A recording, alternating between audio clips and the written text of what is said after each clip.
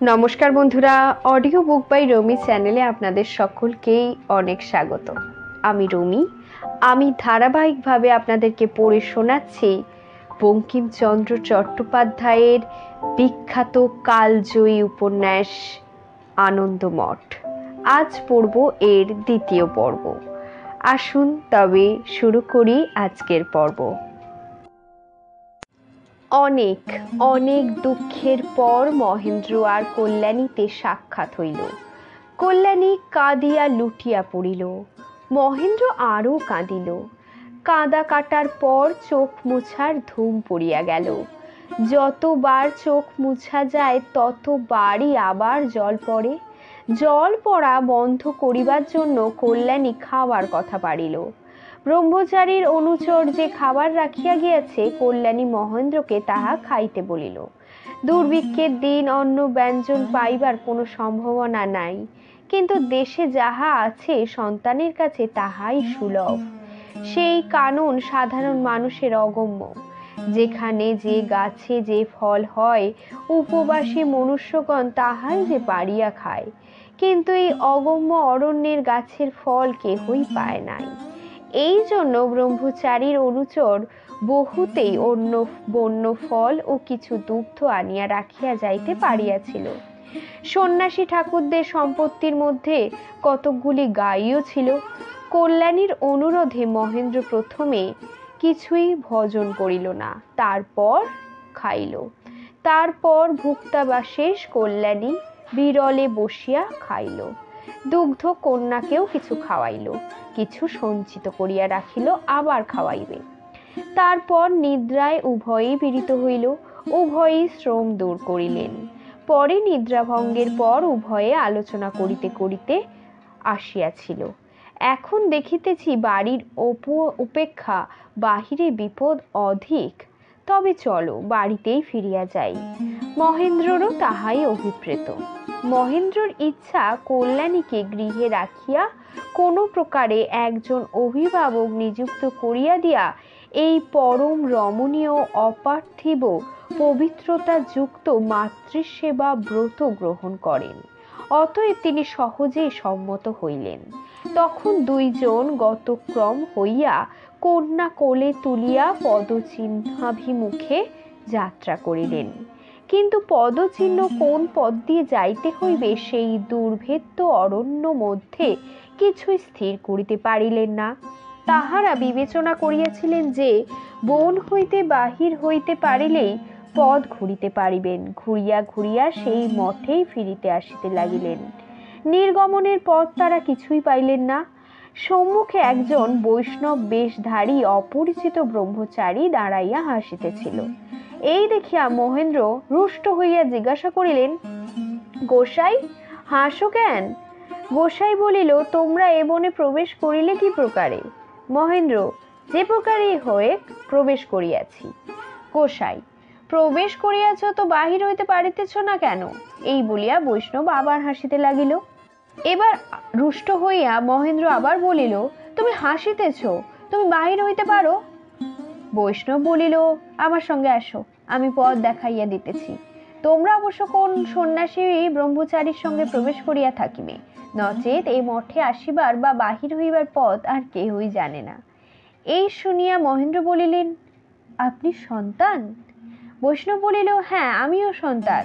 আমার সঙ্গে আসো, তোমাকে পথ দেখাইয়া দিবার জন্যই আমি এখানে দাঁড়াইয়া আছি। মহেন্দ্র জিজ্ঞাসা করিলেন, আপনার নাম কি? বৈষ্ণব বলিলেন, আমার নাম ধীরানন্দ গোস্বামী। এই বলিয়া ধীরানন্দ অগ্রে অগ্রে চলিল। মহেন্দ্র কল্যাণী পশ্চাৎ পশ্চাতে চলিলেন। ধীরেন্দ্র অতি দুর্গম পথ দিয়া তাহাদিগকে বাহির করিয়া দিয়া একা বন মধ্যে পুনঃ প্রবেশ করিল। আনন্দারণ্যে হইতে তাহারা বাহির আসিলে কিছু দূরে সুবৃক্ষ প্রান্তর আরম্ভ হইল। প্রান্তন একদিকে রইল, বনের ধারে ধারে রাজপথ। এক স্থানে অরণ্য মধ্য দিয়া একটি ক্ষুদ্র নদী কলকল শব্দে বহিতেছে। জল অতি পরিষ্কার, নিবিড় মেঘের মতন কালো। দুই পাশে শ্যামল শোভাময় নানা জাতীয় বৃক্ষ নদীকে ছায়া করিয়া আছে। নানা জাতীয় পক্ষী বৃক্ষে বসিয়া নানাবিধ রব করিতেছে। সেই রব সে মধুর মধুর নদীর রবের সঙ্গে মিশিতেছে পাখির কলরব। তেমনি করিয়া বৃক্ষের ছায়াও আবার জলের বর্ণে মিশিতেছে। কল্যাণীর মনও বুঝি সেই ছায়ার সঙ্গে মিশিয়া গেল। কল্যাণী নদী তীরে এক বৃক্ষমূলে বসিলেন, স্বামীকে নিকটে বসিতে বলিলেন। স্বামী বসিলেন। কল্যাণী স্বামীর কোল হইতে কন্যাকে কোলে লইলেন। স্বামীর হাত লইয়া কিছুক্ষণ নীরবে বসিয়া রহিলেন। পরে জিজ্ঞাসা করিলেন, তোমাকে আজি বড় বিমর্ষ দেখিতেছি। বিপদ যাহা তাহা হইতে উদ্ধার পাইয়াছি, এখন এত বিষাদ কেন? মহেন্দ্র দীর্ঘ নিঃশ্বাস ত্যাগ করিয়া বলিলেন, আমি আর আপনার নহি, আমি কি করিব বুঝিতে পারি না। কেন? কল্যাণী জিজ্ঞাসা করিল। মহেন্দ্র, তোমাকে হারাইলে পর আমার যাহা যাহা ঘটিয়াছে শুনো। এই বলিয়া যাহা যাহা ঘটিয়াছে মহেন্দ্র তাহা সবিস্তারে বলিলেন। কল্যাণী বলিলেন, আমারও অনেক কষ্ট, অনেক বিপদ গিয়াছে, তুমি শুনিয়া কি করিবে? অতিশয় বিপদেও আমার কেমন করে ঘুম আসিয়াছিল বলিতে পারি না, কিন্তু আমি কাল শেষ রাত্রে ঘুমাইয়াছিলাম। ঘুমাইয়া স্বপ্ন দেখিয়াছিলাম। দেখিলাম কি পুণ্য বলে বলিতে পারি না, আমি এক অপূর্ব স্থানে গিয়াছি। সেখানে মাটি নাই, কেবল আলো, অতি শীতল মেঘ ভাঙা আলোর মতো বড় মধুর আলো। সেখানে মনুষ্য নাই, কেবল আলোময় মূর্তি।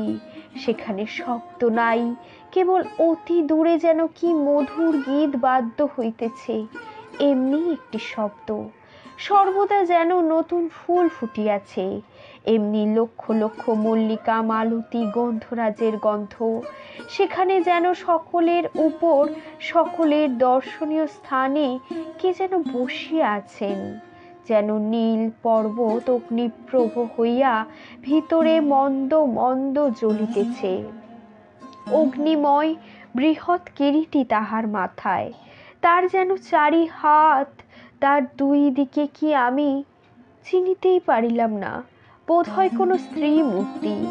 কিন্তু এত রূপ, এত জ্যোতি, এত সৌরভ যে আমি সেদিকে চাহিলেই বিহ্বল হইতে লাগিলাম।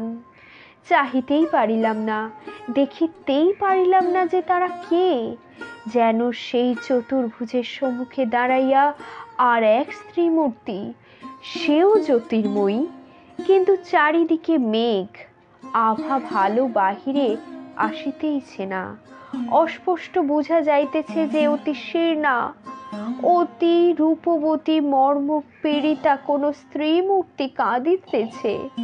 আমাকে যেন সুগন্ধ মন্দ পবন বহিয়া বহিয়া ঢেউ দিতে দিতে সেই চতুর্ভুজের সিংহাসন তলে আনিয়া ফেলিল।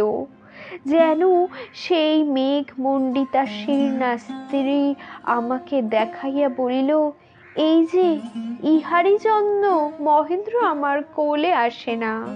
তখন যেন এক অতি পরিষ্কার সুমধুর বাঁশির শব্দের মতন শব্দ হইল। সেই চতুর্ভুজ যেন আমাকে বলিলেন, তুমি স্বামীকে ছাড়িয়া আমার কাছে এসো। এই তোমাদের মা, তোমার স্বামী এর সেবা করিবে। তুমি স্বামীর কাছে থাকিলে এর সেবা হইবে না, তুমি চলিয়া আইসো। আমি যেন কাঁদিয়া বলিলাম, স্বামী ছাড়িয়া আসিব কি প্রকারে? তখন আবার বাঁশির শব্দ হইল। আমি স্বামী, আমি মাতা, আমি পিতা, আমি পুত্র, আমি কন্যা, আমার কাছে এসো। আমি কি বলিলাম মনে নাই, আমার ঘুম ভাঙিয়া গেল। এই বলিয়া কল্যাণী নীরব হইয়া রহিলেন। মহেন্দ্র বিস্মিত, স্তম্ভিত, ভীত হইয়া নীরব রহিলেন। মাথার উপর দয়েল ঝংকার করিতে লাগিল, পাপিয়া স্বরে আকাশ প্লাবিত করিতে লাগিল। কোকিল দিগমণ্ডিত প্রতিধ্বনিত কল্লোল করিতেছিল। ভুজঙ্গ কালো কণ্ঠে কানন কম্পিত করিতে লাগিল। বায়ু বন্য পুষ্পের মৃদু গন্ধ আনিয়া দিতেছিল। কোথাও মধ্যে মধ্যে নীল জলে রৌদ্র ঝিকমিক করিতেছিল, কোথাও তালপত্র মৃদু পবনে মর্মর শব্দ করিতেছিল। দূরে নীল পর্বত শ্রেণী দেখা যাইতেছিল। দুইজনে অনেকক্ষণ মুগ্ধ হইয়া নীরবে রহিলেন। অনেকক্ষণ পরে কল্যাণী পুনরূপী জিজ্ঞাসা করিলেন, কি ভাবিতেছ? মহেন্দ্র, কি করিব তাহাই ভাবি, স্বপ্ন কেবল বিভীষিকা মাত্র, আপনার মনে জন্মিয়া আপনিই লয় পায়, জীবন জলবিন্দু। চলো গৃহে যাই আমরা। কল্যাণী, যেখানে দেবতা তোমাকে যাইতে বলেন তুমি সেখানেই যাও। এই বলিয়া কল্যাণী কন্যাকে স্বামীর কোলে দিলেন। মহেন্দ্র কন্যা কোলে লইয়া জিজ্ঞাসা করিলেন, আর তুমি তুমি কোথায় যাইবে? কল্যাণী দুই হাতে দুই চোখ ঢাকিয়া মাথা টিপিয়া ধরিয়া বলিলেন, আমাকেও দেবতা যেখানে যাইতে বলিয়াছে আমিও সেখানেই যাইব। মহেন্দ্র চমকিয়া উঠিয়া বলিলেন, সে কোথায়, কি প্রকারে যাইবে? কল্যাণী বিষের কোটা দেখাইলেন। মহেন্দ্র বিস্মিত হইয়া বলিল, সে কি, বিষ খাইবে? খাইব মনে করিয়াছিলাম, কিন্তু। কল্যাণী নীরব হইয়া ভাবিতে লাগিল। মহেন্দ্র তাহার মুখ চাহিয়া রহিলেন। প্রতি পলকে বৎসর বোধ হইতে লাগিল। কল্যাণী আর কথা শেষ না করিয়া সে দেখিল মহেন্দ্র জিজ্ঞাসা করিছে, কি বলিয়া কি বলিতেছিলে? কল্যাণী, খাইব মনে করিয়াছিলাম, কিন্তু তোমাকে রাখিয়া, সুকুমারীকে রাখিয়া বৈকুণ্ঠেও আমার যাইতে ইচ্ছে করে না, আমি মরিব না। এই কথা বলিয়া কল্যাণী বিষের কোটা মাটিতে রাখিলেন। তখন দুইজনে ভূত ও ভবিষ্যৎ সম্বন্ধে কথোপকথন করিতে লাগিলেন। কথায় কথায় উভয়েই অন্যমনস্ক হইল। এই অবকাশে মেয়েটি খেলা করিতে করিতে বিষের কৌটা তুলিয়া লইল। কেহই তাহা দেখিল না। সুকুমারী মনে করিল এটি বেশ খেলবার জিনিস। কৌটোটি একবার বাঁ হাতে ধরিয়া দাহিন হাতে বেশ করিয়া তাহাকে চাপড়াইল, তারপর দাহিন হাত ধরিয়া বাঁ হাতে তাহাকে চাপাইল, তারপর দু হাতে ধরিয়া টানাটানি করিল। সুতরাং কৌটাটি খুলিয়া গেল, বড়িটিও পড়িয়া গেল। বাপের কাপড়ের উপর ছোট্ট গুলিটি পড়িয়া গেল। সুকুমারী তাহা দেখিল, মনে করিল এও একটা খেলিবার জিনিস। কৌটা ফেলিয়া দিয়া থাবা মারিয়া বড়িটি তুলিয়া লইল। কৌটি সুকুমারী কেন গালে দেয় নাই বলিতে পারি নাই, কিন্তু বড়িটি সম্বন্ধে কাল বিলম্ব হইল না। প্রাপ্তি মাত্রেও সঙ্গে সঙ্গে সুকুমারী বড়িটি মুখে পুরিল। সেই সময় তাহার উপর মার নজর পড়িল। কি খাইল, কি খাইল, সর্বনাশ! কল্যাণী ইহা বলিয়া কল্যাণী তাহার কন্যার মুখের ভেতর আঙুল পুরিলেন। তখন উভয়েই দেখিল যে বিষের কৌটা খালি পড়িয়া আছে। সুকুমারী তখন আর একটা খেলা পাইয়াছে মনে করিয়া দাঁত চাপিয়া, সবে গুটিকটক যে দাঁত উঠিয়াছিল, মার মুখপানে চাহিয়া হাসিতে লাগিল। ইতিমধ্যে বোধ হয় বিষ বড়ির স্বাদ মুখে কর্যত্ব লাগিয়াছিল, কেননা কিছু পরে মেয়ে আপনি দাঁত ছাড়িয়া দিল। কল্যাণী বড়ি বাহির করিয়া ফেলিয়া দিল। মেয়ে কাঁদিতে লাগিল। বটিকা মাটিতে পড়িয়া রইল। কল্যাণী নদী হইতে আঁচল ভিজিয়া জল আনিয়া মেয়ের মুখে দিলেন। অতি সকাতরে মহেন্দ্রকে জিজ্ঞাসা করিল, একটু কি পেটে গেছে? মন্দটাই আগে বাপ মার মনে আসে। যেখানে অধিক ভালোবাসা সেখানে ভয়ই অধিক প্রবল।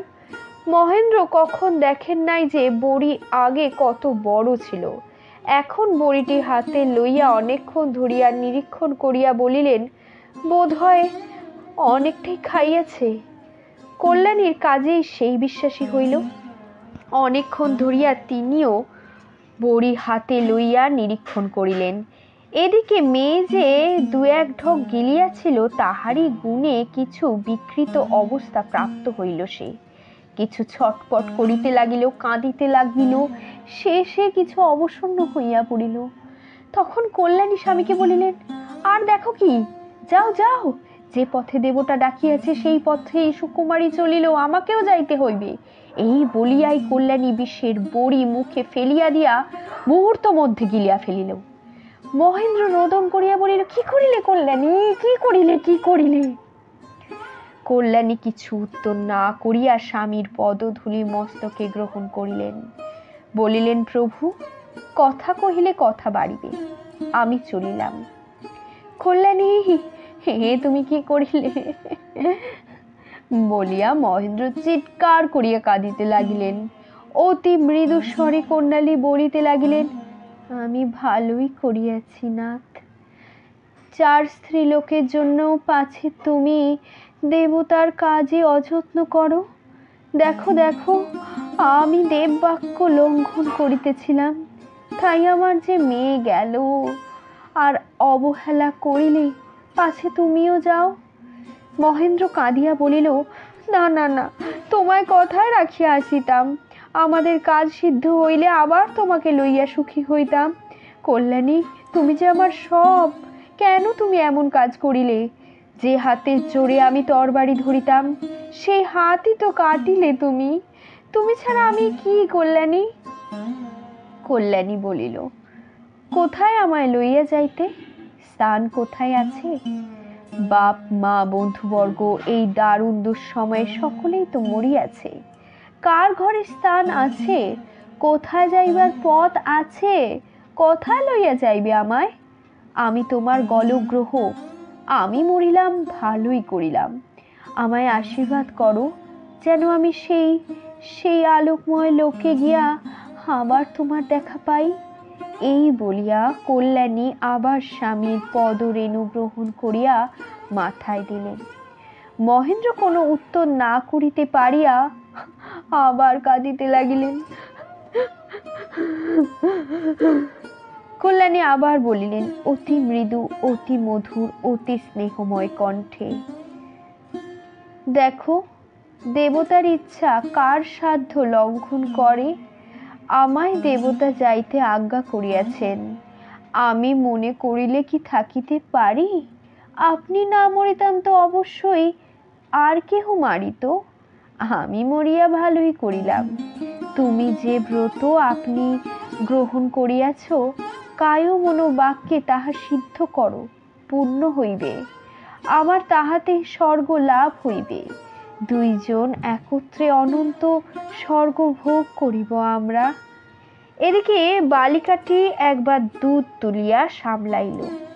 তাহার পেটে বিষ যে অল্প পরিমাণে গিয়াছিল তাহা মারাত্মক নহে, কিন্তু সে সময় সেদিকে মহেন্দ্রর কিন্তু মন ছিল না। তিনি কন্যাকে কল্যাণীর কোলে দিয়া উভয়কে গাঢ় আলিঙ্গন করিয়া অবিরত কাঁদিতে লাগিলেন। তখন যেন অরণ্য মধ্য হইতে মৃদু অথচ মেঘ গম্ভীর শব্দ শোনা গেল, হরে মুরারি মঠ কৈট ভারে, গোপাল গোবিন্দ মুকুন্দ শৌরে। কল্যাণীর তখন বিষ ধরিয়া আসিতেছিল, চেতনা কিছু অপহৃত হইয়াছিল। তিনি মোহভারে শুনিলেন যেন সেই বৈকুণ্ঠ শ্রুত অপূর্ব বংশী ধ্বনিতে বাজিতেছে, হরে মুরারি মধুকৈট ভারে, গোপাল গোবিন্দ মুকুন্দ মুরারে।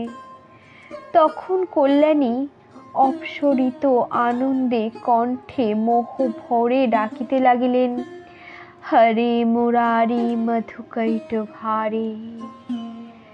মহেন্দ্রকে বলিলেন, বলো বলো, হরে মুরারি মধুকৈট ভারে। কারুর নির্গীত মধুর স্বর আর কল্যাণীর মধুর স্বর বিমুগ্ধ হইয়া কাতর চিত্রে ঈশ্বর মাত্র সহায় মনে করিয়া মহেন্দ্র ডাকিলেন, হরে মুরারি মধুকৈট ভারে। তখন চারিদিক হইতে ধ্বনি হইতে লাগিল, হরে মুরারি মধুকৈট ভারে। তখন যেন গাছের পাখিরাও বলিতে লাগিল, হরে মুরারি মধুকৈট ভারে। নদীর কলকলে যেন শব্দ হইতে লাগিল, হরে মুরারে মধুকৈট ভারে। তখন মহেন্দ্র শোকটা ভুলিয়া গেলেন। উন্মত্ত হইয়া কল্যাণীর সহিত এক টানে ডাকিতে লাগিলেন, হরে মুরারি মধুকৈট ভারে। কানন হইতেও যেন তাহার সঙ্গে এক টানে শব্দ হইতে লাগিল, হরে মুরারি মধুকৈট ভারে। কল্যাণীর কণ্ঠ ক্রমে ক্ষীণ হইয়া আসিতে লাগিল, তবুও ডাকিতেছেন, হরে মুরারি মধুকৈট ভারে। তখন ক্রমে ক্রমে কণ্ঠ নিস্তব্ধ হইল, কল্যাণীর মুখে আর শব্দ নাই। চক্ষুর নির্মিত হইল, অঙ্গ শীতল হইল। মহেন্দ্র বুঝিলেন যে কল্যাণী হরে মুরারে ডাকিতে ডাকিতে বৈকুণ্ঠ ধামে গমন করিয়াছেন। তখন পাগলের ন্যায় উচ্চস্বরে কানন বিকম্পিত করিয়া পশু পক্ষীগণকে চমকিত করিয়া মহেন্দ্র ডাকিতে লাগিল, হরে মুরারে মধুকৈট ভারে। সেই সময় কে আসিয়া তাহাকে গাঢ় আলিঙ্গন করিয়া তাহার সঙ্গে তেমনি উচ্চস্বরে ডাকিতে লাগিল, হরে মুরারে মধুকৈট ভারে। তখন সেই অনন্তের মহিমায় সেই অনন্ত অরণ্য মধ্যে অনন্ত পথগামিনীর শরীর সম্মুখে দুইজনে অনন্তের নাম গীত করিতে লাগিলেন। পশু পাখি নীরব, পৃথিবী অপূর্ব শোভাময়ী। এই চরম গীতের উপযুক্ত যেন মন্দির। সত্যানন্দ মহেন্দ্রকে কোলে লইয়া বসিলেন। এদিকে রাজধানীতে রাজপথে বড় হুলুস্থুলুস পড়িয়া গেল। রব উঠিল যে রাজ সরকার হইতে কলিকাতায় যে খাজনা চালান যাইতেছিল, সন্ন্যাসীরা তাহা মারিয়া লইয়াছে। তখন রাজজ্ঞানুসারে সন্ন্যাসী ধরিতে সিপাহী বরকন্দার ছুটিতে লাগিলেন। এখন সেই দুর্ভিক্ষ পীড়িত প্রদেশে সেই সময় প্রকৃত সন্ন্যাসী বড় ছিল না, কেননা তাহারা ভিক্ষোপযোগী। লোকে আপনি খাইতে পায় না, সন্ন্যাসীকে ভিক্ষা দেবে কে? অতএব প্রকৃত সন্ন্যাসী যাহারা, তাহারা সকলেই পেটের দায়ে কাশী প্রয়োগাদি অঞ্চলে পলায়ন করিয়াছিল। কেবল সন্তানেরাই ইচ্ছানুসারে সন্ন্যাসী বেশ ধারণ করত, প্রয়োজন হইলে আবার তাহা পরিত্যাগ করিত। আজ গোলযোগ দেখিয়া অনেকেই সন্ন্যাসীর বেশ পরিত্যাগ করিল। এই জন্য বুভুক্ষ রাজানুচরগণ কোথাও সন্ন্যাসী না পাইয়া কেবল গৃহস্থদিগের হাঁড়ি কলসি ভাঙিয়া উদর অর্ধপূরণ পূর্বক প্রতিনিবৃত্ত হইল। কেবল সত্যানন্দ কোন কালে গৌরীক বসন পরিত্যাগ করিতেন না। সেই কৃষ্ণ কল্যাণী ক্ষুদ্র নদী তীরে সেই পথের ধারেই বৃক্ষতলে নদী তটে কল্যাণী পড়িয়া আছে। মহেন্দ্র ও সত্যানন্দ পরস্পরকে আলিঙ্গন করিয়া শাস্ত্রলোচনে ঈশ্বরকেই ডাকিতেছিলেন। সেই সময় জমাদার সিপাহী লইয়া এমন সময়ে সেখানে উপস্থিত হইল। একেবারে সত্যানন্দের গলদেশে হস্তপর্ণ পূর্বক বলিল, এই শালা সন্ন্যাসী। আরেকজন অমনি মহেন্দ্রকে ধরিল, কেননা যে সন্ন্যাসীর সঙ্গী সেও নিশ্চয় সন্ন্যাসী হইবে। আরেকজন শষ্পপরি লম্বমান কল্যাণীর মৃতদেহটা ধরিতে যাইতেছিলেন, কিন্তু দেখিলেন যে একটা স্ত্রীলোকের মৃতদেহ। সন্ন্যাসী না হইলেও এরা হইতে পারে, আর ধরিল না। বালিকাকেও এইরূপ বিবেচনায় তারা ত্যাগ করিল। পরে তাহারা কোনো কথাবার্তা না বলিয়া দুইজনকে বাঁধিয়া লইয়া চলিল। কল্যাণীর মৃতদেহ আর তাহার বালিকা কন্যা বিনা রক্ষকেই সেই বৃক্ষমূলে পড়িয়া রহিল। প্রথমে শোকে অভিভূত এবং ঈশ্বর প্রেমে উন্মত্ত হইয়া মহেন্দ্র বিবেচনাহীন হয়ে গেছিল। কি হইতেছিল, কি হইলে কি হলো বুঝিতেই পারেন নাই। বন্ধনের প্রতি কোনো আপত্তিও করেন নাই, কিন্তু দুই চারি পথ গেলে বুঝিলেন যে আমাদিগকে বাঁধিয়া লইতা যাইতেছে। কল্যাণী সব পড়িয়া রহিল, সৎকার হইল না, শিশুকন্যা পড়িয়া লইল। এই ক্ষণে তাহাদিগের হিংস্র জন্তু খাইতে পারে, এই কথা মনোমধ্যে উদয় হইবা মাত্র মহেন্দ্র দুইটি হাত পরস্পরের হইতে বলে বিশিষ্ট করিলেন এবং বাঁধন ছিঁড়িয়া গেল। সেই মুহূর্তে এক পদাঘাতে জমাদার সাহেবকে ভূমিশয্যায় অবলম্বন করাইয়া একজন সিপাহীকেও সে আক্রমণ করিয়াছিল। তখন অপর তিনজন তাহাকে তিন দিক হইতে ধরিয়া পূর্বানুপূর্ব বিজিত ও নিশ্চেষ্ট করিল। তখন দুঃখে কাতর হইয়া মহেন্দ্র সত্যানন্দ ব্রহ্মচারীকে বলিলেন যে, আপনি একটু সহায়তা করিলে এই পাঁচজন দুরাত্মাকে বধ করিতে পারিতাম। সত্যানন্দ বলিল, আমার এই প্রাচীর শরীরে বল কি আছে যে আমি কিছু করব? আমি যাহাকে ডাকিতেছিলাম তিনি ভিন্ন, আমার আর বল নাই। তুমি যাহা অবশ্য ঘটিবে তাহার বিরুদ্ধচারণ করিও না। আমরা এই পাঁচজনকে পরাভূত করিতে পারিব না। চলো কোথায় লইয়া যাই দেখি গিয়ে। জগদীশ্বর সকল দিক রক্ষা করিবেন। তখন তাহারা দুই জোরে আর কোনো মুক্তির চেষ্টা না করিয়া সিপাহীদের পশ্চাতে পশ্চাতে চলিলেন। কিছু দূরে গিয়া সত্যানন্দ সিপাহীদিগকে জিজ্ঞাসা করিলেন, বাপু, আমি হরিনাম করিয়া থাকি, হরিনাম করায় কিছু বাধা আছে? সত্যানন্দকে ভালো মানুষ বলিয়া জমাদারের বোধ হইয়াছিল। সে বলিল, তুমি হরিনাম করো, তোমায় বারণ করিব না। তুমি বুড়ো ব্রহ্মচারী, বোধ হয় তোমার খালাসের হুকুমই হইবে। এই বদমাসটা ফাঁসি যাইবে। তখন ব্রহ্মচারী মৃদুস্বরে গান করিতে লাগিলেন। ধীর সমীরে নদী তট তীরে বসতি বনে বড় রানী, মা কুরু ধন গমন বিম্বল অতি বিধুরা সুকুমারী ইত্যাদি ইত্যাদি। নগরে পৌঁছলে তাহারা কোতোয়ালের নিকট নীত হইলেন। কোতোয়াল রাজ সরকারের এতালা পাঠাইয়া দিয়া ব্রহ্মচারী ও মহেন্দ্রকে সম্প্রীতি ফটকে রাখিলেন। সে কারাগার অতি ভয়ঙ্কর।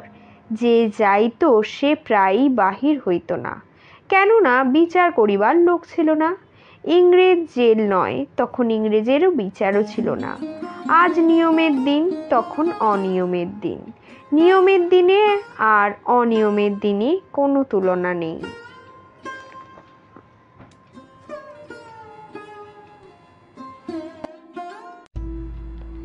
রাত্রি উপস্থিত।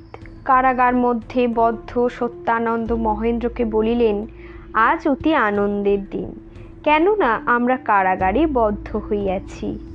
বলো, হরে মুরারে। মহেন্দ্র কাতর স্বরে বলিলেন, হরে মুরারে। সত্য, কাতর কেন বাপু?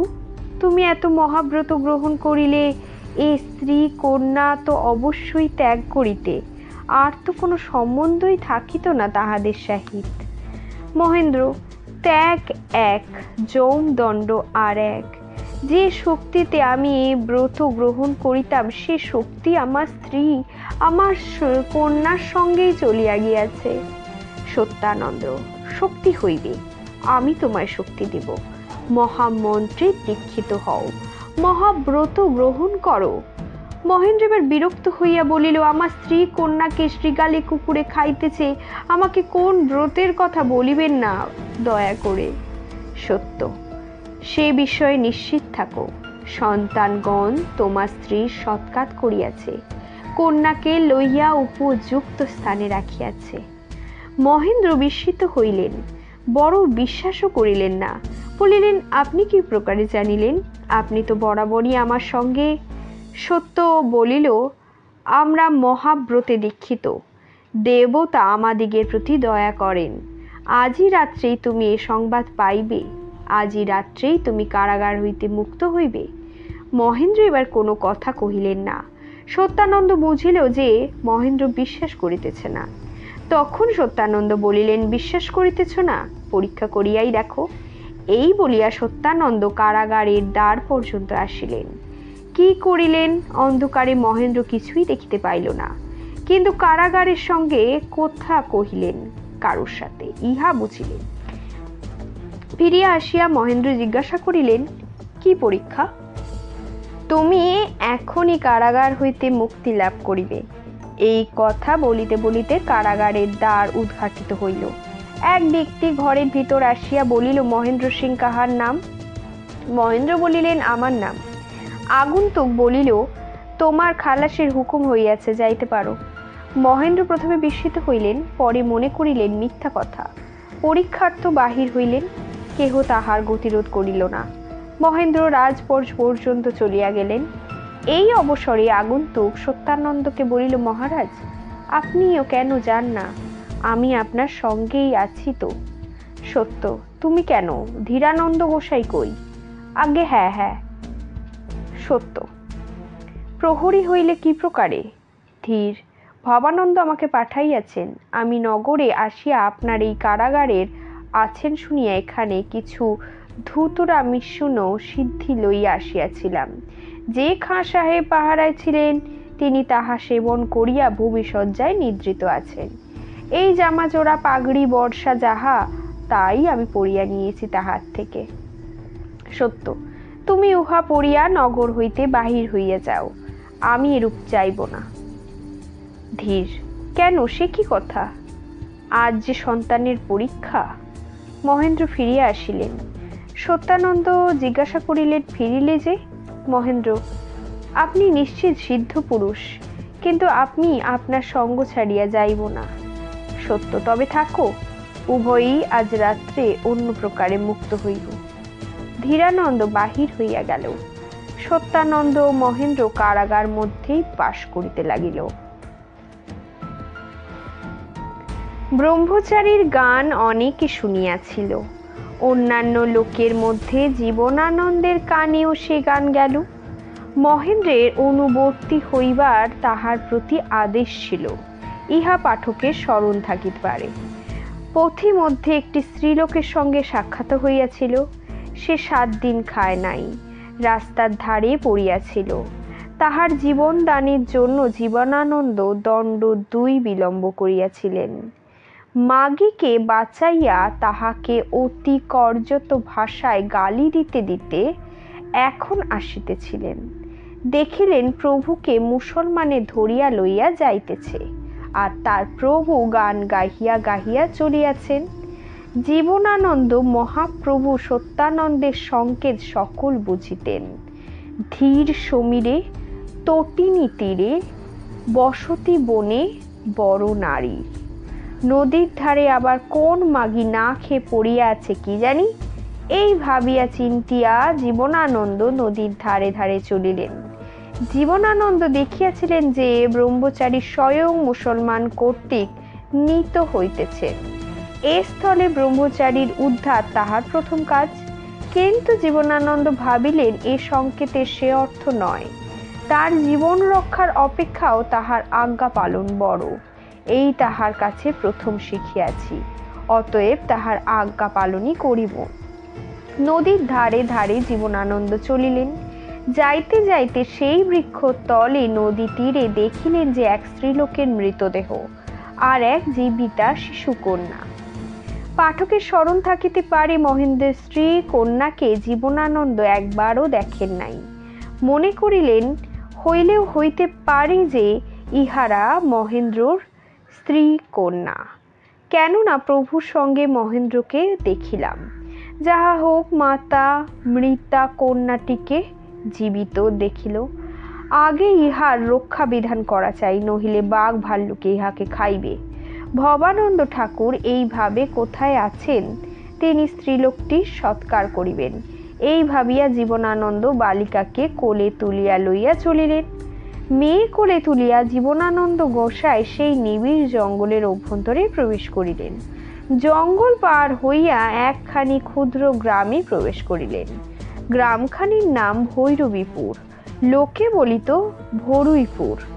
ভরুইপুরে কতগুলি সামান্য লোকের বাস। নিকটে আর বড় গ্রাম নাই। গ্রাম পার হইয়াই আবার জঙ্গল, চারিদিকেই শুধু জঙ্গল। জঙ্গলের মধ্যেই একটিখানি ক্ষুদ্র গ্রাম। তা ছিল প্ররল সুন্দর। কমল তৃণবৃত্ত গোচারণ ভূমি, কোমল শ্যামল পল্লবযুক্ত আম কাঁঠাল জাম তালের বাগান, মাঝে নীল জল পরিপূর্ণ স্বচ্ছ দীর্ঘিকা, তাহাতে জলে বক হংস ডাহুক প্রভৃতি চক্রবাক কিছু দূরে ময়ূর উচ্চ স্বনেই ককাধ্বনি করিতেছিল। গৃহে গৃহে প্রাঙ্গণে গাভী, গৃহের মধ্যে মড়াই, কিন্তু আজকাল দুর্ভিক্ষের ধান নাই। কাহারও চালে একটুও ময়নার পিঞ্জরে, কাহারও দেওয়ালে আলিপনা, কাহারও উঠোনে শাকের ভূমি। সকলেই দুর্ভিক্ষ পীড়িত, কৃশ শীর্ণ সন্দাপিত। তথাপি এই গ্রামে লোকের একটু শ্রীছাদ আছে। জঙ্গলে অনেক রকম মানুষ্য খাদ্য জন্মে।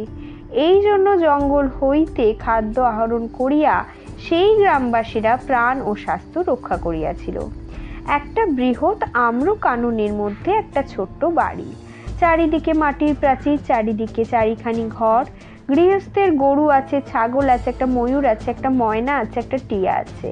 একটা বাদর ছিল, কিন্তু সেটাকে আর খাইতে দিতে পারে না বলিয়া ছাড়িয়া দিয়াছে।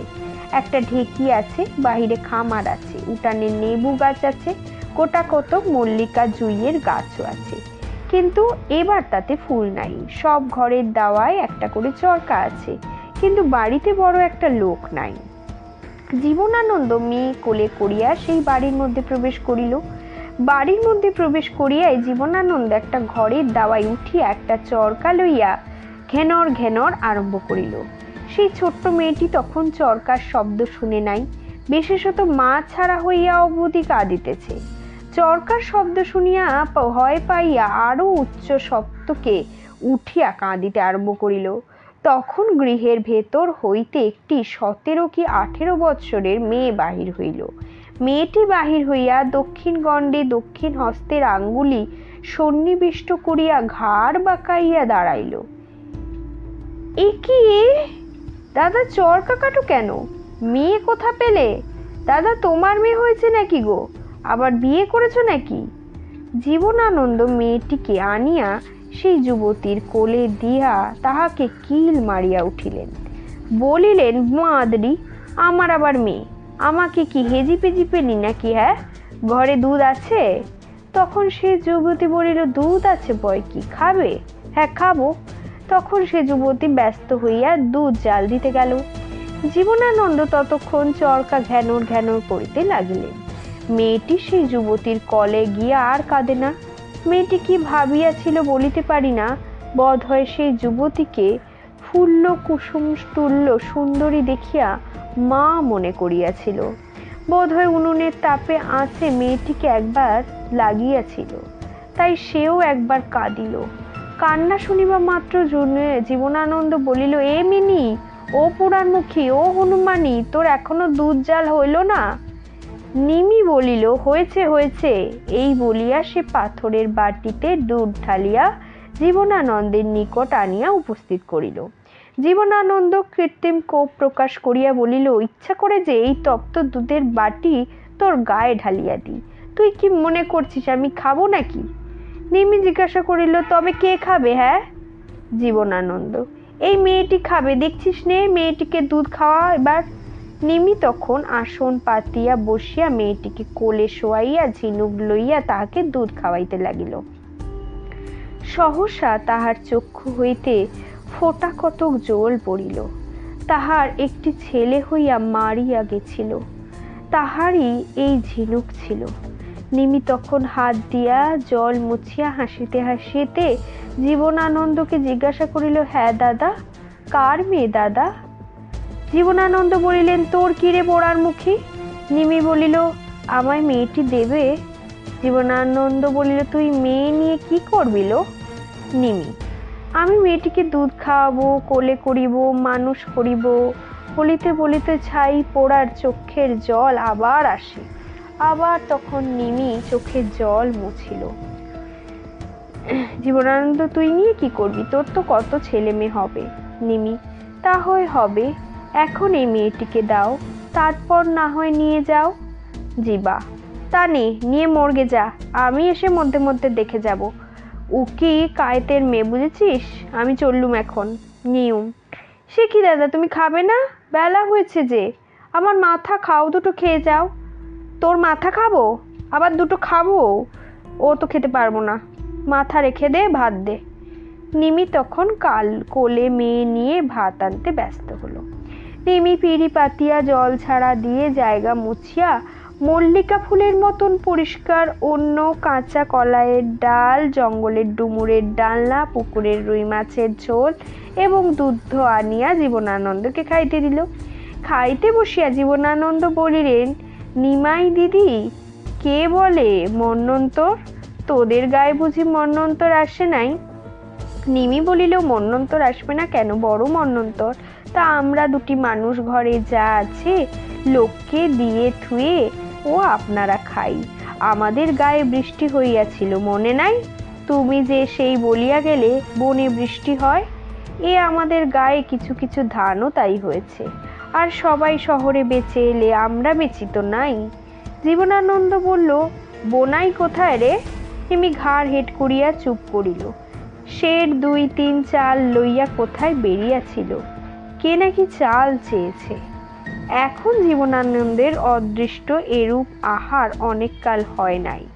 জীবনানন্দ তখন আর বৃথা সময় নষ্ট না করিয়া গপ গপ ঢপ ঢপ সব সব করিয়া নানাবিধ শব্দ করিতে করিতে অতি অল্প মধ্যেই ব্যঞ্জনাদি শেষ করিলেন। এখন শ্রীমতী নিমাই মণি শুধু আপনার ও স্বামীর জন্য রাঁধিয়াছিল। তাহার ভাতগুলি দাদাকেই সে দিয়াছিল। পাথর শূন্য দেখিয়া অপ্রতিভ হইয়া স্বামীর অন্ন ব্যঞ্জনগুলি আনিয়া ঢালিয়া দিলেন। জীবনানন্দ ভ্রুক্ষেপ না করিল সে সকলই উদয় নামক ভৃত্যে গর্তে প্রেরণ করিলেন। তখন নিমাইমণি বলিল, দাদা আর কিছু খাবে?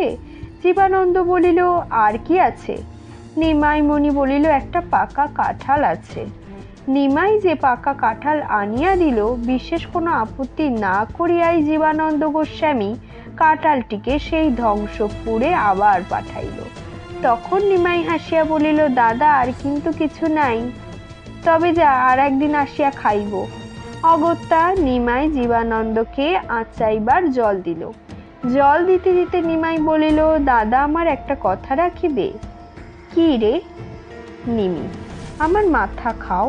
কি বল না পোড়ামুখী, কথা রাখবে? আগে বল। আমার মাথা খাও, পায়ে পড়ি। তোর মাথা খাই? উফ বাবা, কি বল না। নিমাই তখন এক হাতে আর এক হাতের অঙ্গুলিগুলি টিপিয়া গাড় হেট করিয়া সেইগুলি নিরীক্ষণ করিয়া একবার জীবানন্দের মুখপানে চাহিয়া একবার মাটি পানে চাহিয়া শেষ মুখ ফুটিয়া বলিল, একবার বউকে ডাকবো? জীবানন্দ আচাইবার গাড়ু লইয়া নিমির মাথায় মারিতে উদ্যত হইল। বলিলেন, আমার মেয়ে ফিরিয়ে দে, আর আমি একদিন তোর চাল ফিরিয়ে দেব, বুঝলি? তুই বাঁদরি পোড়ার মুখী, তুই যা না বলবার তাই আমাকে বলিস। নিমাই বলিল, তা হোক, আমি বাঁদরি, আমি পোড়ামুখী, একবার বউকে ডাকবো, আমি চললুম। এই বলিয়া জীবানন্দ হন হন করিয়া বাহির হইয়া যায়। নিমাই গিয়া দ্বারে দাঁড়াইল। দ্বারের কবাট রুদ্ধ করিয়া দ্বারে পিঠ দিয়া বলিল, আগে আমায় মেরে ফেলো, তবে তুমি যাও। বইয়ের সঙ্গে দেখা না করে তুমি যেতে পারবে না। জীবানন্দ বলিল, আমি কত লোক মারিয়া ফেলিয়াছি, এ তুই জানিস। এইবার রিমি রাগ করিল, বলিল, বড় কীর্তির কাজ করেছ। স্ত্রী ত্যাগ করবে, লোককে মারবে, আমি তোমায় ভয় করব? তুমিও যে বাপের সন্তান, আমিও সেই বাপের সন্তান। লোক মারা যদি বড়াইয়ের কথা হয়, আমায় মেরে বড়াই করো। জীবানন্দ হাসিল। ডেকে নিয়ে আয়, যা। কোন পাপিষ্ঠাকে ডেকে নিয়ে আসবি, নিয়ে আয়। কিন্তু দেখ, ফের যদি এমন কথা বলবি, তোকে কিছু বলি না বলি ওই শালার ভাই শালাকে মাথা ঘুরাইয়া দিয়া ঘোল ঢেলে উল্টো গাধায় চড়িয়া দেশে বার করে দেব, মনে রেখে।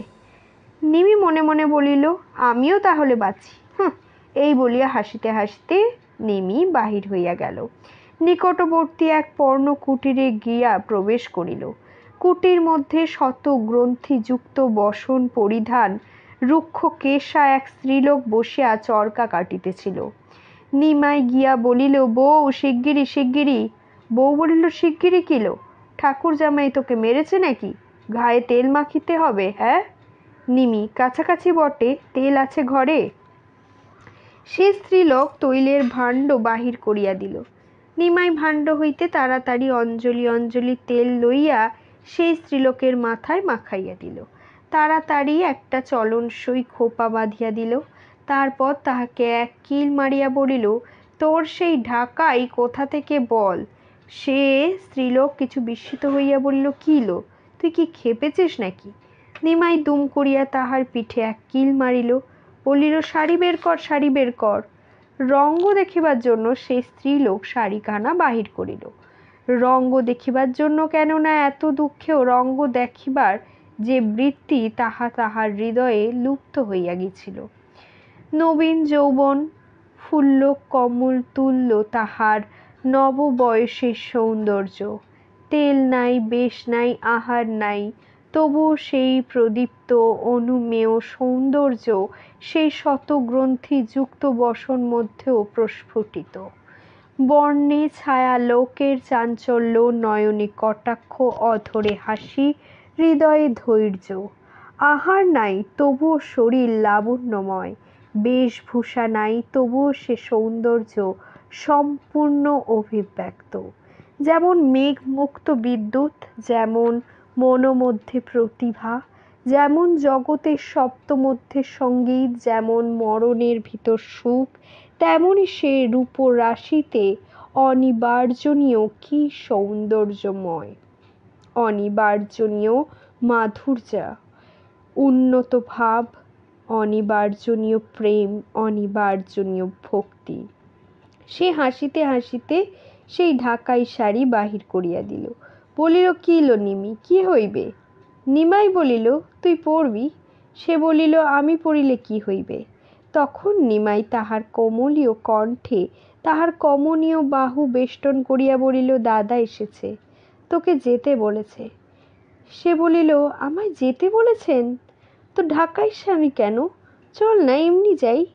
নিমাই তার গালে এক চড় মারিল। সে নিমাইয়ের কাঁধে হাত দিয়া তাহাকে কুটিরের বাহির করিল। বলিল, চল, এই ন্যাকড়া পরিয়াই তাহাকে দেখিয়া আসি। কিছুতেই কাপড় বদলাইল না। অগত্যা নিমাই রাজি হইল। নিমাই তাহাকে সঙ্গে লইয়া আপনার বাড়ির দ্বার পর্যন্ত গেল। গিয়া তাহাকে ভিতরে প্রবেশ করিয়া দ্বার রুদ্ধ করিয়া আপনি দ্বারে দাঁড়াইয়া রহিল।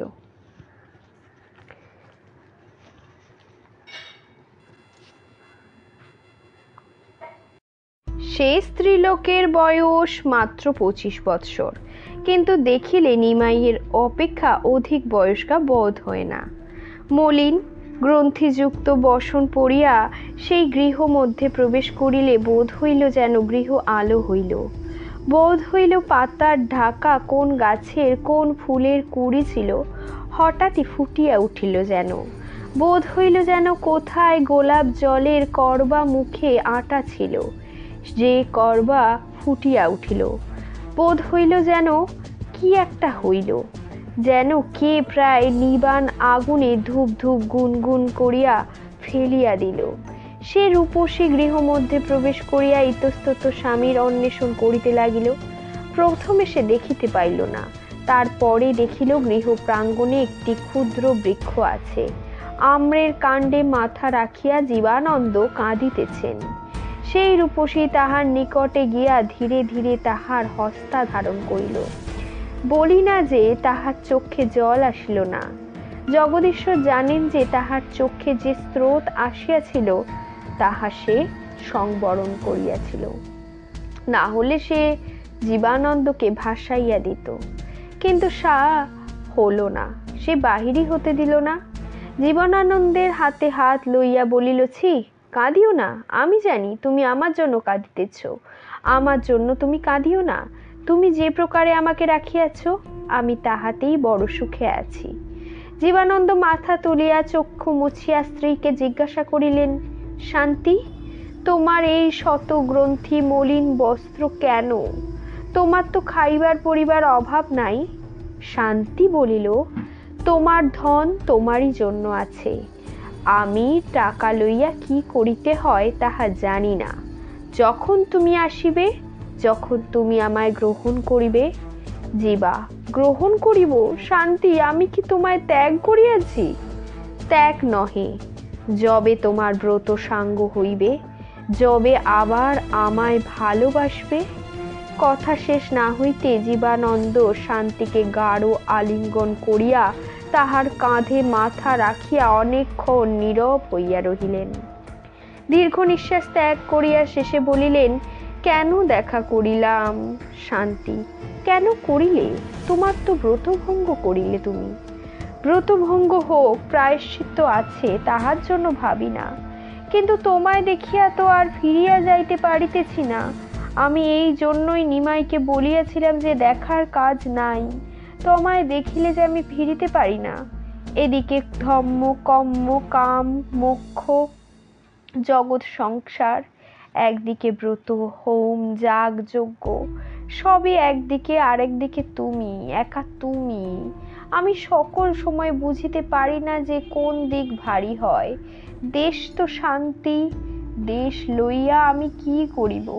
দেশের একটা কাঠা ভুঁই পেতে তোমায় লইয়া আমি স্বর্গ প্রস্তুত করিতে পারি। আমার দেশের কাজ কি? দেশের লোকের দুঃখ যে তোমা হেন স্ত্রী পাইয়া ত্যাগ করিল, তাহার অপেক্ষা দেশে আর কে দুঃখী আছে? শান্তি যে তোমার অঙ্গে শত ছিন্ন বস্ত্র দেখিল, তাহার অপেক্ষা দরিদ্র দেশে আর কে আছে? আমার সকল ধর্মের সহায় যে তুমি, সে সহায় যে ত্যাগ করিল, তার কাছে আবার সনাতন ধর্ম কি? আমি কোন ধর্মের জন্য দেশে দেশে বনে বনে বন্দুক ঘাড়ে করিয়া প্রাণ হত্যা করিয়া এই পাপের ভার সংগ্রহ করি? পৃথিবীর সন্তানেরা আয়ত্ত হইবে কি জানি না, কিন্তু তুমি আমার আয়ত্ত। তুমি পৃথিবীর অপেক্ষা বড়, তুমি আমার স্বর্গ। চলো চলো গৃহে যাই, আর আমি ফিরিব না। শান্তি কিছু কথা কহিতে পারিল না। তারপর বলিল, ছি, তুমি বীর। আমার পৃথিবীতে বড় সুখ যে আমি বীর পত্নী। তুমি অধম স্ত্রীর জন্য বীর ধর্ম ত্যাগ করিবে? তুমি আমায় ভালোবাসিও না? আমি যে সুখ চাহি না, কিন্তু তুমি তোমার বীর ধর্ম কখনো ত্যাগ করিও না। দেখো, আমাকে একটা কথা বলিয়া দাও, এ ব্রতভঙ্গের প্রায়শ্চিত্ত কি? জীবানন্দ বলিলেন, প্রায়শ্চিত্ত দান উপবাস 22 কাহন করি। শান্তি ঈষৎ হাসিল, বলিল, প্রায়শ্চিত্ত কি তা আমি জানি। এক অপরাধে যে প্রায়শ্চিত্ত, শত অপরাধেও কি তাই? জীবানন্দ বিস্মিত ও বিষণ্ণ হইয়া জিজ্ঞাসা করিল, এ সকল কথা কেন? শান্তি, এক ভিক্ষা আছে, আমার সঙ্গে আবার দেখা না হইলে প্রায়শ্চিত্ত করিও না। জীবানন্দ তখন হাসিয়া বলিল, সে বিষয় নিশ্চিন্ত থাকিও, তোমাকে না দেখিয়া আমি মরিব না। মরিবার তত তাড়াতাড়ি নাই, আর আমি এখানে থাকিব না। কিন্তু চোখ ভরিয়া তোমাকে দেখিতে পাইলাম না, একদিন অবশ্য সে দেখা দেখিব। একদিন অবশ্যই আমাদের মনস্কামনা সফল হইবে। আমি এখন চলিলাম, তুমি আমার এক অনুরোধ রক্ষা করিও। এক বেগ এই বেশভূষা ত্যাগ করো, আমার পৈতৃক ভিটায় গিয়ে বাস করো। শান্তি জিজ্ঞাসা করিল, তুমি এখন কোথায় যাইবে? জীবা, এখন মঠে ব্রহ্মচারীর অনুসন্ধানে যাইব। তিনি যেভাবে নগরে গিয়াছেন, তাহাতে কিছু চিন্তা যুক্ত হইয়াছে। দেউলে তাহার সন্ধান না পাই, তখন নগরে যাইব। ভবানন্দ মঠের ভিতর বসিয়া হরি গুণগান করিতেছিলেন।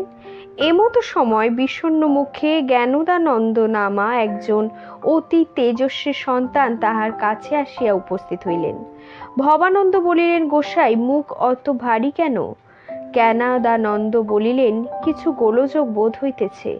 কালিকার কাণ্ডটার জন্য নেড়েরা গেরুয়া কাপড় দেখিতেছে আর ধরিতেছে।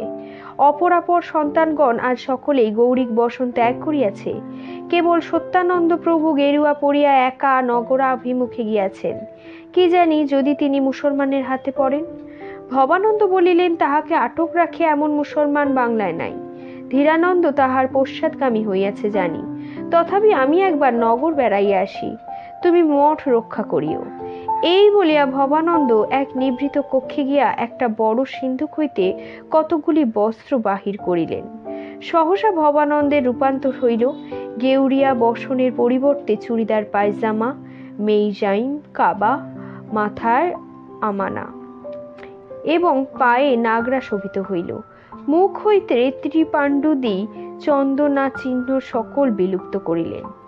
ভ্রমর কৃষ্ণ গুম্ফা মসৃত শোভিত সুন্দর মুখমণ্ডল অপূর্ব শোভা পাইল। তৎকালে তাহাকে দেখিলে মোগল জাতীয় যুবা পুরুষ বলিয়াই বোধ হইতে লাগিল।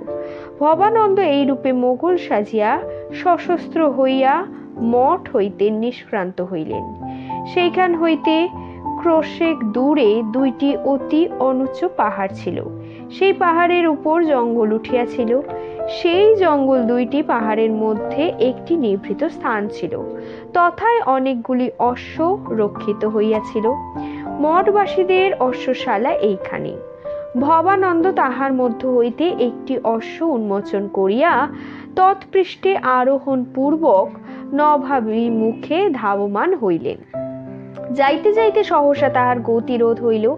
সেই পথি পার্শ্বে কল্যাণীর কেতে দেখতে পেল। গগন পৃষ্ঠে নক্ষত্রের ন্যায়, কাতুম্বিনী চূর্ণত বিদ্যুতের ন্যায় দীপ্ত স্ত্রী মূর্তি শয়ান দেখিল। দেখিল জীবন লক্ষণ কিছু মাত্র নাই, শূন্য বিষের কোটা পড়িয়া আছে। ভবানন্দ বিস্মিত, ক্ষুব্ধ, ভীত হইলেন। জীবানন্দের ন্যায় ভবানন্দ মহেন্দ্রের স্ত্রী কন্যাকে দেখেন নাই। জীবানন্দ যে সকল কারণে সন্দেহ করিয়াছিল এ মহেন্দ্রের স্ত্রী কন্যা হইতে পারে, ভবানন্দের কাছেও সে সকল কারণ অনুপস্থিত। তিনি ব্রহ্মচারী ও মহেন্দ্রকে বন্দী ভাবে নীত হইতে দেখেন নাই। কন্যাটিও সেখানে নাই। কৌটা দেখিয়া বুঝিলেন কোন স্ত্রী লোক বিষ খাইয়া মরিয়াছে। ভবানন্দ সেই শবের নিকট বসিলেন। বসিয়া কপালে কল লগ্ন করিয়া অনেকক্ষণ ভাবিলেন। মাথায়, বগলে, হাতে, পায়ে হাত দিয়া দেখিলেন।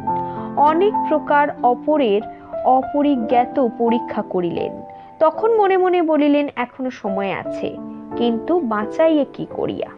এই রূপ ভাবিয়া চিন্তা করিলেন ভবানন্দ। চিন্তা করিয়া বন মধ্যে প্রবেশ করিয়া একটি বৃক্ষের কতকগুলি পাতা লইয়া আসলেন। পাতাগুলি হাতে পিষিয়া রস করিয়া সেই সবের অষ্টদন্ত ভেদ করিয়া আঙ্গুলি দ্বারা কিছু মুখে প্রবেশ করাইয়া দিলেন। পরে নাসিকায় কিছু কিছু রস দিলেন। অঙ্গে সেই রস মাখাইতে লাগিলেন।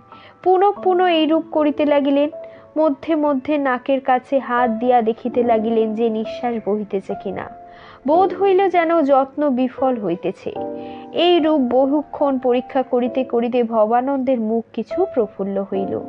আঙ্গুলিতে নিঃশ্বাসের কিছু ক্ষীণ প্রবাহ অনুভব করিলেন। তখন আরো পত্র রস নিকেশ করিতে লাগিলেন। ক্রমে নিঃশ্বাস প্রখরতর হইতে লাগিল। নাড়িতে হাত দিয়া ভবানন্দ দেখিলেন নাড়ির গতি হইয়াছে। শেষে অল্পে অল্পে পূর্ব দিকের প্রথম প্রভাত রাগ বিকাশের ন্যায়, প্রভাত পদ্মের প্রথম উন্মেষের ন্যায়, প্রথম প্রেমানুভবের ন্যায় কল্যাণীর চক্ষু উন্মিলিত হইল। এই দেখিয়া ভবানন্দ সেই অর্ধজীবিত দেহ অষ্টপৃষ্ঠে তুলিয়া লইয়া দ্রুত বেগে অশ্ব চালাইয়া নগরে গেলেন। সন্ধ্যা না হইতেই সন্তান সম্প্রদায় সকলেই জানিতে পারিয়াছিল যে সত্যানন্দ ব্রহ্মচারী আর মহেন্দ্র দুইজনে বন্দী হইয়া নগরের কারাগারে আবদ্ধ আছে। তখন একে একে দুয়ে দুয়ে, দশে দশে, শতে শতে সন্তান সম্প্রদায় আসিয়া সেই দেবালয় বেষ্টনকারী অরণ্য পরিপূর্ণ করিতে লাগিল। সকলে সশস্ত্র, নয়নে রোষাগ্নি, মুখে দম্ভ, অধরে প্রতিজ্ঞা। প্রথমে শত, পরে সহস্র, পরে দ্বিসহস্র, এই রূপে লোক সংখ্যা বৃদ্ধি পাইতে লাগিল। তখন মঠের দ্বারে দাঁড়াইয়া তরবারি হস্তে জ্ঞানানন্দ উচ্চস্বরে বলিতে লাগিলেন, আমরা অনেক দিন হইতে মনে করিয়াছিলাম যে এই বাবুই এর বাসা ভাঙিয়া এই যবনপুরী ছাড়খাড় করিয়া নদীর জলে ফেলিয়া দেব। এই শুয়োরের খোয়ারে আঙুল পোড়াইয়া মাতা বসুমতীকে আবার পবিত্র করিব। ভাই, আজ সেই দিন আসিয়াছে। আমাদের গুরুর গুরু, পরম গুরু, যিনি অনন্ত জ্ঞানময়, সর্বদা শুদ্ধাচার, যিনি লোক হিতৈষী, যিনি দেশ হিতৈষী, যিনি সনাতন ধর্মের পুনঃপ্রচারের জন্য শরীর পাতন প্রতিজ্ঞা করিয়াছেন, যাহাকে বিষ্ণুর অবতার স্বরূপ মনে করি আমরা, যিনি আমাদের মুক্তির উপায়, তিনি আজ মুসলমানের কারাগারে বন্দী। আমাদের তরবারে কি ধার নাই? হস্ত প্রসারণ করিয়া জ্ঞানানন্দ বলিলেন, এ বাহুতে কি বল নাই? বক্ষে করাঘাত করিয়া বলিলেন, এর হৃদয়ে কি সাহস নাই? ভাই ডাকো হরে মুরারে মধুকৈটভ হারে, যিনি মধুকৈটভ বিনাশ করিয়াছেন, যিনি হিরণ্যকশিপুর, কংস, দন্ত, বক্র, শিশুপাল প্রভৃতি দুর্জেয় অসুরগণের নিধন সাধন করিয়াছেন, যাহার চক্রের ঘর ঘর নির্ঘোষ মৃত্যুঞ্জয় শম্ভু ভীত হইয়াছিলেন, যিনি অজেয় রণে জয় দাতা, আমরা তারই উপাসক। তার বলে আমাদের বাহুতে অনন্ত বল। তিনি ইচ্ছাময়, ইচ্ছা করিলেই আমাদের রণজয় হইবে। চলো আমরা সেই যবনপুরী ভাঙিয়া ধুলি গুঁড়ো করিয়া দিই, সেই শুকর নিবাস অগ্নি সংস্কৃত করিয়া নদীর জলে আমরা ফেলিয়া দিই, সেই বাবুইয়ের বাসা ভাঙিয়া খড় কুটা বাতাসে উড়াইয়া দিই। বলো হরে মুরারে মধুকৈটভ হারে। তখন সেই কানন হইতে অতি ভীষণ নাদে সহস্র সহস্র কণ্ঠে একেবারে শব্দ হইল, হরে মুরারে মধুকৈটভ হারে। সহস্র অসি একেবারে ঝনাদ শব্দ করিল, সহস্র বল্লম ফলক সহিত ঊর্ধ্বে উত্থিত হইল, সহস্র বাহুর আস্ফোটে বজ্র নিনাদ হইতে লাগিল, সহস্র ঢাল যুদ্ধ বজ্রের কর্কশ পৃষ্ঠে তরবর শব্দ করিতে লাগিল। মহাকলাহল, পশু সকল ভীত হইয়া কানন হইতে পালাইল, পক্ষী সকল ভয়ে উচ্চরব করিয়া গগনে উঠিয়া গগন আচ্ছন্ন করিল। সেই সময় শত শত জয় ঢঙ্কা একেবারে নিনাদিত হইল।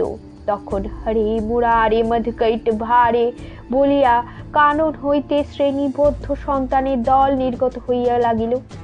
ধীর গম্ভীর পদক্ষেপে মুখে উচ্চ স্বরে হরিনাম করিতে করিতে তাহারা সেই অন্ধকার রাত্রে নগরাভিমুখে চলিল। বস্ত্রের মর্মর শব্দ, অস্ত্রের ঝনঝনা শব্দ, কণ্ঠের অস্ফুট নিনাদ, মধ্যে মধ্যে তুমুল রবে হরিবল। ধীরে গম্ভীরে সরসে সতেজে সেই সন্তান বাহিনী নগরে আসিয়া নগর বিধ্বস্ত করিয়া ফেলিল। অকস্মাৎ এই বজ্রাঘাত দেখিয়া নাগরিকেরা কে কথায় পালাইল তাহার ঠিকানা নাই। নগর রক্ষীরা হতবুদ্ধি হইয়া নিশ্চেষ্ট হইয়া রহিল। এদিকে সন্তানেরা প্রথমেই রাজকারাগারে গিয়া কারাগার ভাঙিয়া রক্ষীবর্গকে মারিয়া ফেলিল এবং সত্যানন্দ ও মহেন্দ্রকে মুক্ত করিয়া মস্তকে তুলিয়া নৃত্য আরম্ভ করিল। তখন অতিশয় হরিবোলের গোলযোগ পড়িয়া গেল। সত্যানন্দ মহেন্দ্রকে মুক্ত করাইয়া তাহারা যেখানে মুসলমানের গৃহা দেখিল আগুন ধরাইয়া দিল। তখন সত্যানন্দ বলিলেন, ফিরিয়া চলো, অনর্থক অনিষ্ট সাধনের কোনো প্রয়োজন নাই। সন্তানদিগের এই সকল দৌরাত্ম্যের সংবাদ পাইয়া দেশের কর্তৃপক্ষগণ তাহাদিগকে ধর্মনার্থ এক দল বা পরগনা সিপাহী পাঠাইল। তাহাদের কেবল বন্দুক ছিল, একমত নহে, একটা কামানও তাদের ছিল। সন্তানেরা তাহাদের আগমন সংবাদ পাইয়া আনন্দ কানন হইতে নির্গত হইয়া যুদ্ধার্থে অগ্রসর হইলেন। কিন্তু লাঠির সরকি বা ২০-২৫টা বন্দুক কামানে কাছে তারা কি করিবে? সন্তানগণ পরাজিত হইয়া পলায়ন করিতে লাগিল। শেষ হলো আনন্দমঠ উপন্যাসটির দ্বিতীয় পর্ব। খুব তাড়াতাড়ি আসছি পরের পর্বগুলি নিয়ে। আজ তবে চলি, টাটা।